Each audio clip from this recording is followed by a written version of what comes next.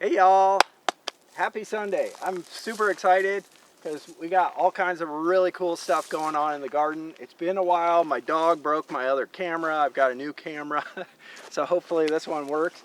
But I also wanted to show you, cool, finally we're getting some flowers and activity going. So I don't know if you can see here, we got a bunch of bees. If you want to come in closer here, we can maybe see some of the bee action going on. Anyway, I'm just excited that we're working on it. We're building diversity. But anyway, speaking of flowers, tons of plants are now flowering in our garden. So the cannabis it's on. So real excited to start showing you some of these plants that are going into flower. So we'll just take a little journey, and yeah, if you want to see it, here we go. So first one we're coming up to, and I'm actually going to pollinate this today. I'm going to do some select branches. This is, and if you tap, you know, if it may go into focus. But this is China, Yunnan.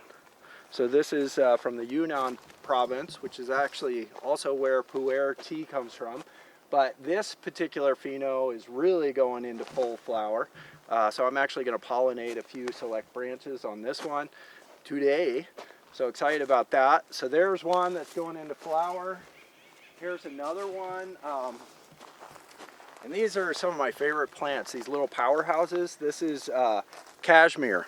So we grow 3 different varieties from Cashmere. They're all fairly similar, but they have little nuanced differences, and some of them have like this really beautiful pine, like pine tree, pine forest, terp profile. And then when you consume, it is really powerful, very powerful medicine. So good stuff there. Anyway, but the Cashmeres, they don't get huge. They're just kind of like these cute, squat little, but they're powerhouses. And then the final medicine is just amazing. And then we're going to show real quick here as well. Here's another one from Yunnan. So I'll pollinate, and I'm not going to pollinate the entire plant. I just brought some pollen from our other location where I keep all the male studs. We have a little stud ranch, and so I get that pollen. What the heck is that? We got like some weird Learjet flying over, so pardon that weird sound. But anyway, yeah, so I'll probably pollinate just like a branch here. And luckily this year we haven't had any hermaphrodites that got away from us. We did have some herms, but we caught them early. But right now, because of these Landrace varieties, some of them are really can have a high herm rate. So we're like every 3 days minimum, we're going and checking all the branches. It's pretty labor intensive, but if you're going to grow kind of landrace that hasn't been worked at all, that's just part of the game. But luckily we haven't had any, so as of now, if I hit this with pure Yunnan pollen, we're going to get true Yunnan seeds, so inbred line. So anyway, let's keep going.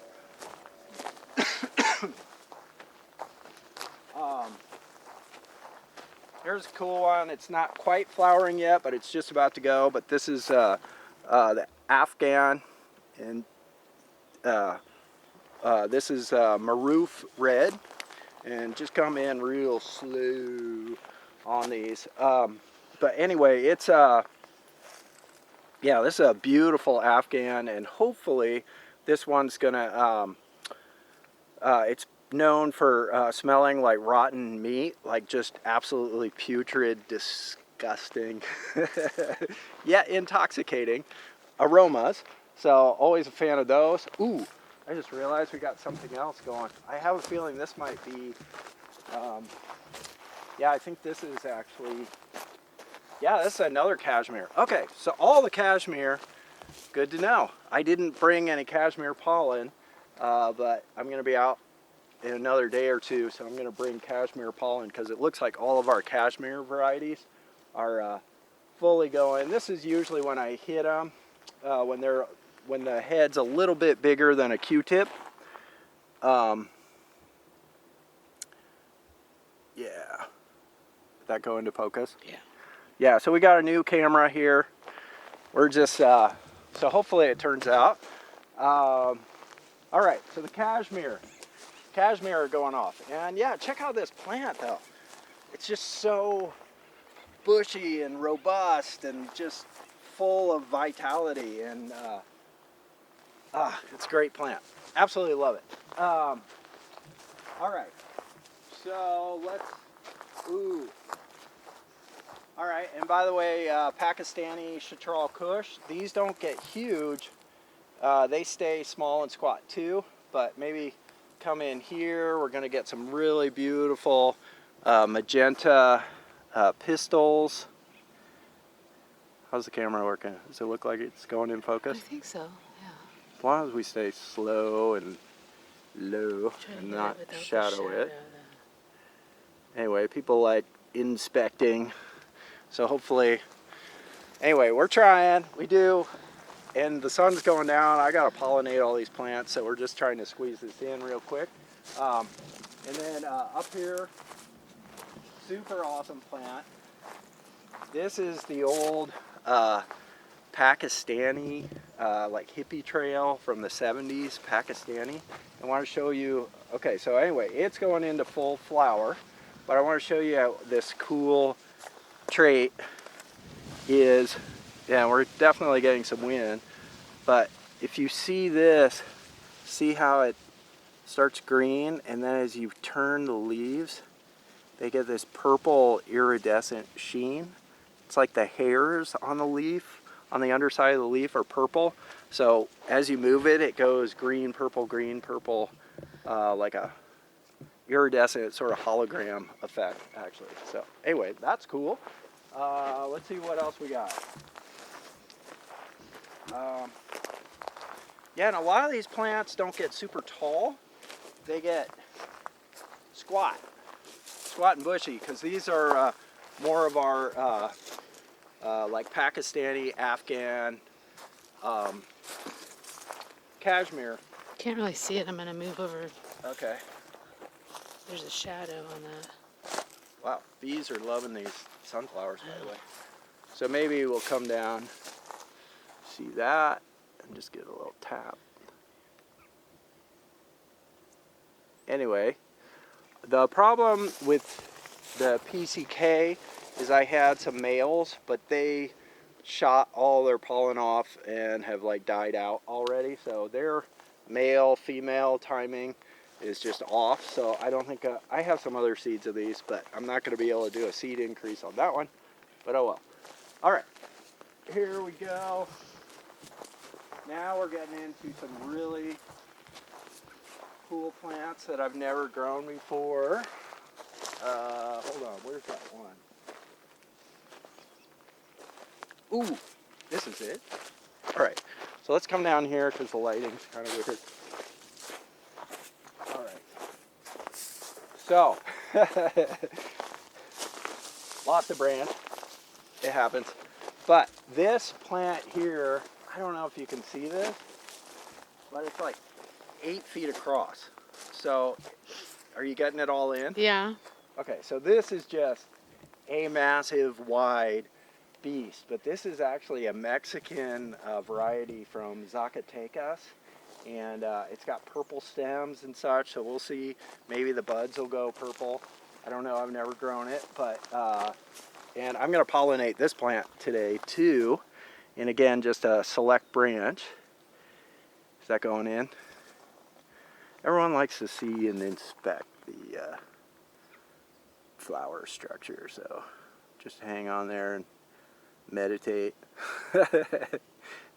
Anyway, it's a little beyond Q-tip. It's like a big fat Q-tip, but this is prime time to actually hit it with some pollen.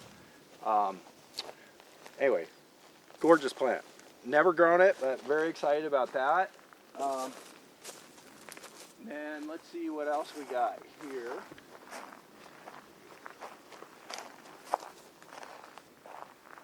Oh.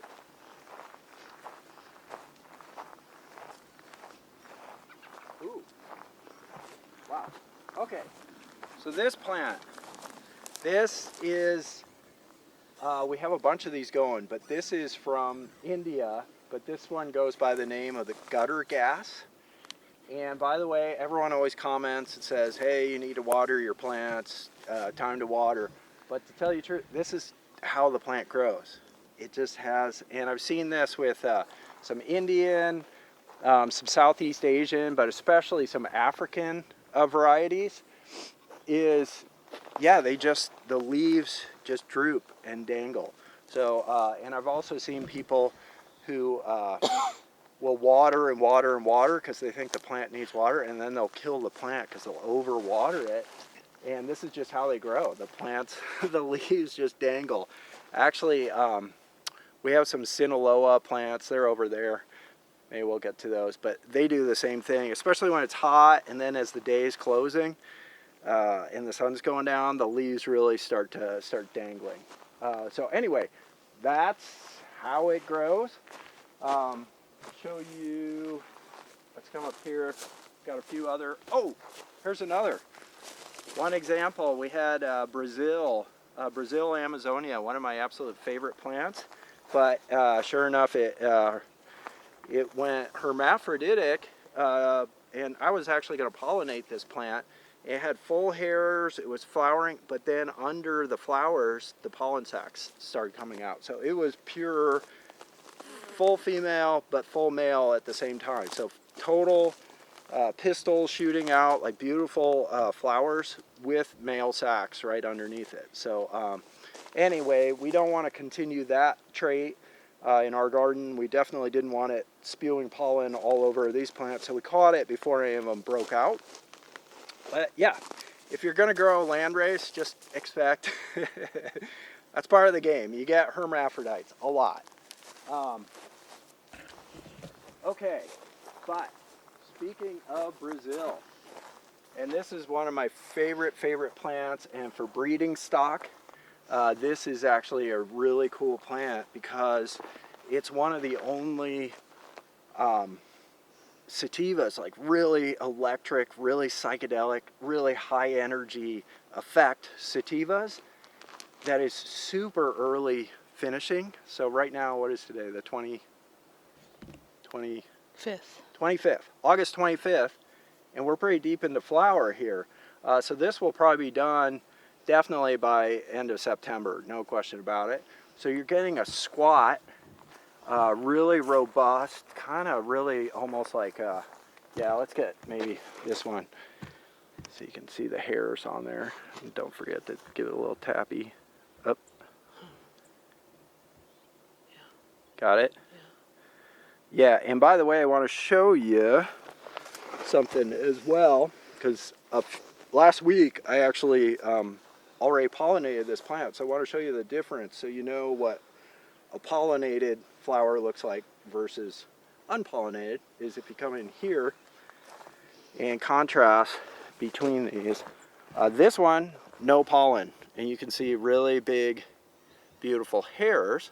Now if we scoot over to here, this one, it looks all fried, but that's because all those pistils have been pollinated. So then the pistils no longer need to be there to receive pollen, so they shrivel, and now it's going to start making seeds. So this has actually been pollinated. But anyway, this Brazil Amazonia, if you want an early finishing plant that has sativa effects, this is amazing. It's also super bug resistant and super mold resistant, because this is grown in the Amazon jungle where it's super crazy humid and wet and tons of bugs, and somehow this plant, like, you know, survives all that. So growing here in California is, yeah, it's got to be just vacation for it. It's easy. So so no mold, no powder mildew, no bugs, early finish with an electric psychedelic sativa effect. It's kind of a unicorn variety, but all of the phenos do this. So I'll show you another one. And one weird thing that the Brazil does is, as it's getting closer to finishing out, the leaves do yellow and kind of fall off. It's not a matter of underfeeding. It's just something it does. But, oh, if you come in here, yeah, I used to freak out about the Brazil, and yeah, it's not a feeding thing. It just drops leaves. It's just something it does. Oh, do you want to hang out for a second? Yeah, maybe right there. Just chill. Because people like to inspect. Anyway, that's the Brazil. Let me see if it smells it. Just barely. And kind of the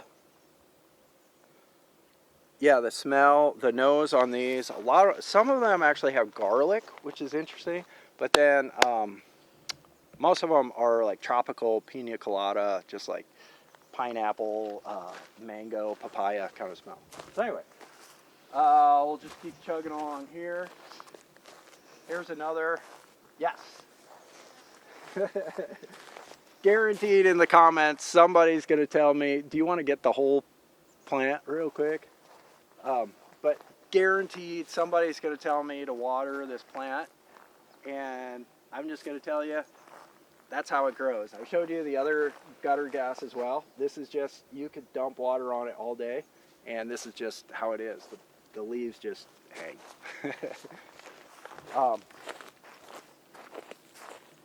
Oh, and then this gutter gas, this is another gutter gas. So this one's not quite as whatever that dangly, wispy pheno is. And this one turned out to really be a monster. That's a big plant. So that's gutter gas. I'll show you another gutter gas. And by the way, they're going into flower. So maybe we'll come over here.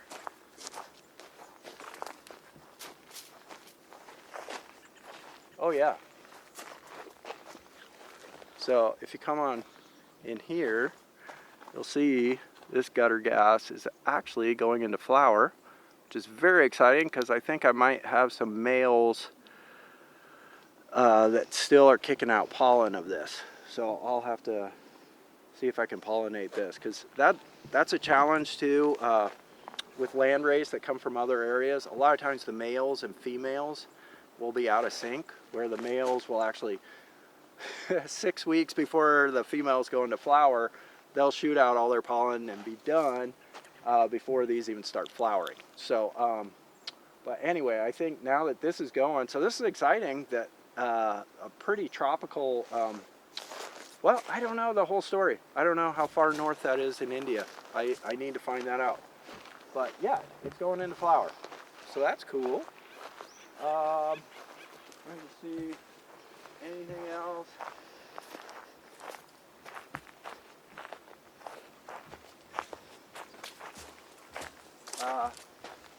Here is the laggy tan. Oh yeah, we're getting into some other really cool plants.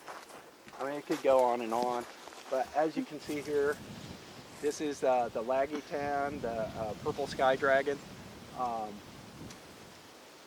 and yeah, beautiful plant. Very high herm rate on these, but this one, we're keeping an eye on it. This one stayed female, so that's good.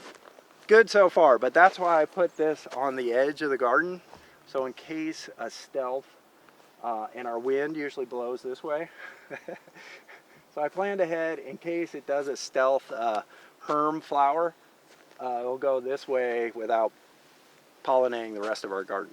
So anyway, a little preventative placement, and then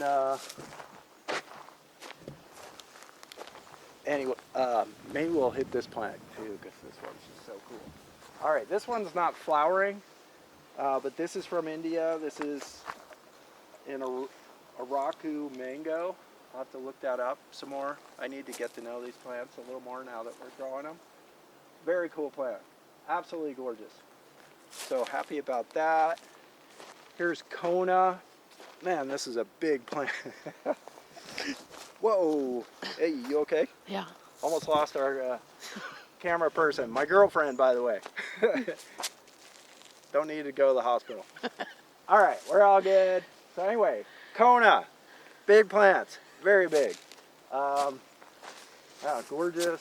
Linia. Ooh, who's this going into flower? This is from Mexico too. This is a real interesting Mexican, I wouldn't say it's a landrace, but Mexican heirloom. So a lot of Mexican genetics, you know, got crossed a long time ago with Pakistani and Afghan stuff to chunk them up a little bit. And then they developed kind of their own heirlooms. They're not like a pure old school sativa landrace. They're definitely hybridized, but they're just very unique at this point. So I'd call this like an heirloom. And then, our only African plants. These are Mulanye from, so this is actually from Malawi, from the area Mulanye, and grown it before. Really good plant. Great effect. Here's another one. And that might be enough for right now. I am very excited. This is not a landrace, but this is kind of a cool Santa Cruz thing. So anybody who knows like Bodie, Plant More Seeds, this is kind of like a little special giveaway seeds that he did a long time ago. It's called Space Nectar, so that got my attention because we're Jade Nectar. But this is called Space Nectar. What is going on? We got airplanes flying over. Anyway, but this is Santa Cruz Blue Dream crossed with his Wookiee, which is supposed to have lavender, a lot of lavender in it. So I'm really hoping this will be like Santa Cruz Blue Dream with a lavender. So if it's like a lavender dream kind of situation, could be really cool. Anyway, I hope that is fun and interesting. And yeah, and sorry we've had a little break from covering the garden. I had a camera issue. I think I told you guys that my dog broke my camera. So anyway, I hope this new camera works. Anyway, see y'all.